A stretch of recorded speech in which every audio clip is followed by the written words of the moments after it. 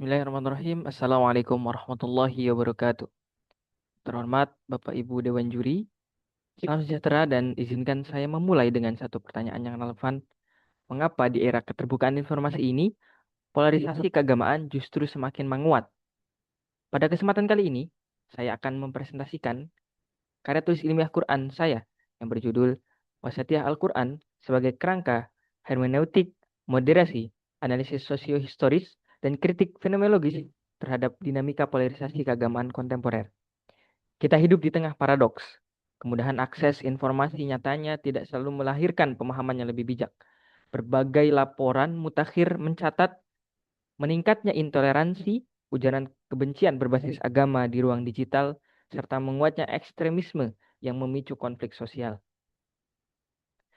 Di Indonesia sendiri, gejala ini tampaknya sangat nyata. Laporan dari Setara Institute tahun 2024 mencatat pelanggaran kebebasan beragama masih terjadi secara signifikan.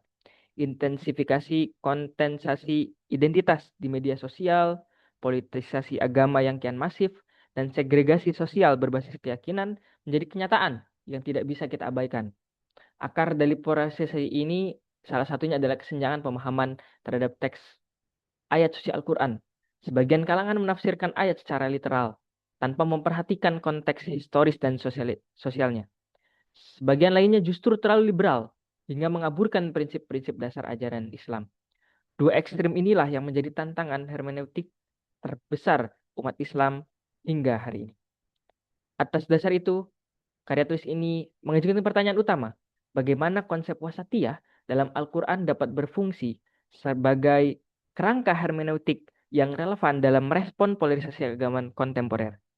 Kajian ini bertujuan untuk, yang pertama, menganalisis landasan teologis wasatiyah, kedua, menelusuri relevansinya secara sosiohistoris, dan ketiga, menerapkan kritik fenomenologis terhadap praktik keberagaman yang terpolarisasi untuk kemudian dirumuskan strategi reaktualisasi yang aplikatif. Secara metodologis, penelitian ini menggunakan pendekatan kualitatif berbasis studi pustaka yang bersifat deskriptif analitis.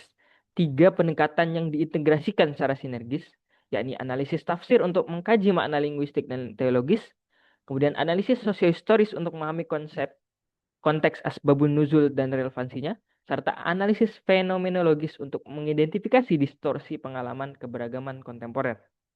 Landasan teologis wasatiyah berpijak pada Quran Surah Al-Baqarah ayat 143 yang menyatakan bahwa Allah menjadikan umat Islam sebagai ummatan wasaton, yakni umat pertengahan yang menjadi saksi atas manusia. Secara linguistik, kata wasat tidak sekedar berarti tengah dalam pengertian geometris. Menurut tafsir dari At-Tabari dan dikembangkan oleh tafsir kontemporer, wasat mengandung makna al-adl atau keadilan dan al-khiyar yang terbaik dan terpilih. Ini adalah posisi yang normatif, bukan sebagai posisi kompromi yang pasif. Kemudian Wahbah Az-Zuhaili dalam tafsir Al-Munir menguraikan bahwa umatan wasaton adalah umat yang mampu mengintegrasikan dimensi ruhani, jasmani, hak individu dan sosial, serta idealitas wahyu dan realitas kehidupan. Dari sini, 4 karakteristik wasatiyah dapat kita rumuskan, yakni ada tawazun atau keseimbangan, al-adl atau keadilan, tasamuh atau toleransi, dan i'tidal atau proporsionalitas. Hermeneutik Al-Quran kontemporer memahami bahwa makna teks tidak berhenti pada tataran literal. Ia adalah hasil dari interaksi dinamis antara struktur bahasa, situasi wahyu, dan horizon penafsir. Dalam kerangka ini, wasatiyah berfungsi sebagai prinsip hermeneutik normatif yang menjaga agar penafsiran tidak jatuh ke dalam dua ekstrim yang tadi telah disebutkan, yakni tekstualisme yang membekukan makna maupun relativisme radikal yang mengaburkan batas normatif teks.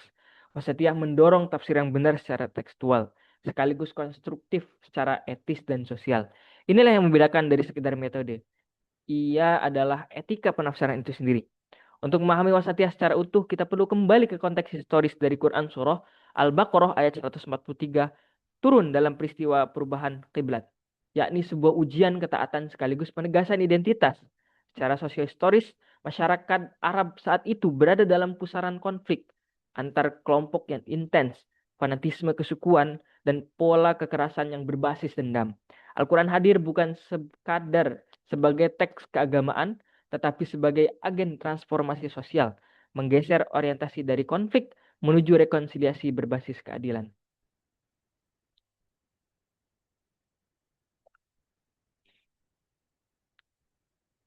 Tradisi balas dendam digantikan oleh prinsip keadilan proporsional. Praktik ekonomi eksploitatif direformasi melalui etika distribusi.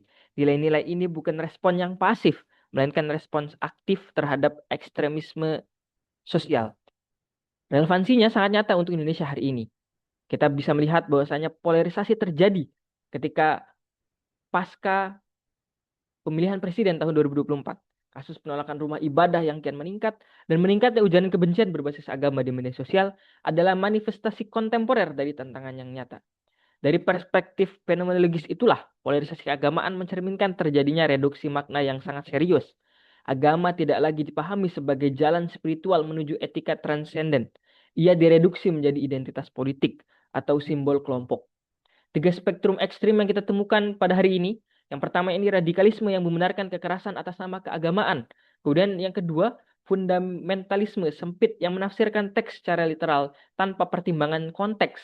Dan yang ketiga adalah liberalisme tanpa batas yang mengaburkan norma agama itu sendiri. Ketiganya mencerminkan kegagalan menjaga keseimbangan wasatiyah.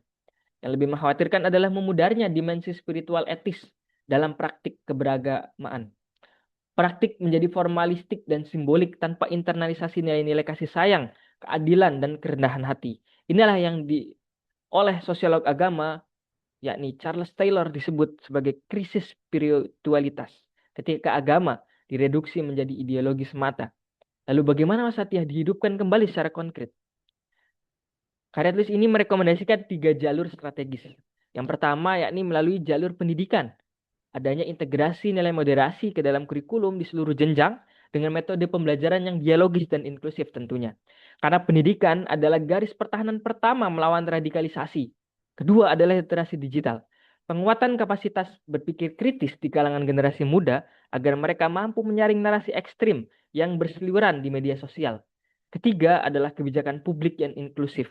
Penguatan narasi toleransi dan pelindungan kebebasan beragama sebagai bagian dari strategi nasional sebagaimana diamanahkan Kementerian Agama Republik Indonesia dalam program Moderasi Beragama tahun 2019. Wasatiyah pada akhirnya bukan sekedar konsep normatif di atas kertas. Ia adalah praksis sosial yang hidup, yang harus terasa nyata dalam keseharian bermasyarakat.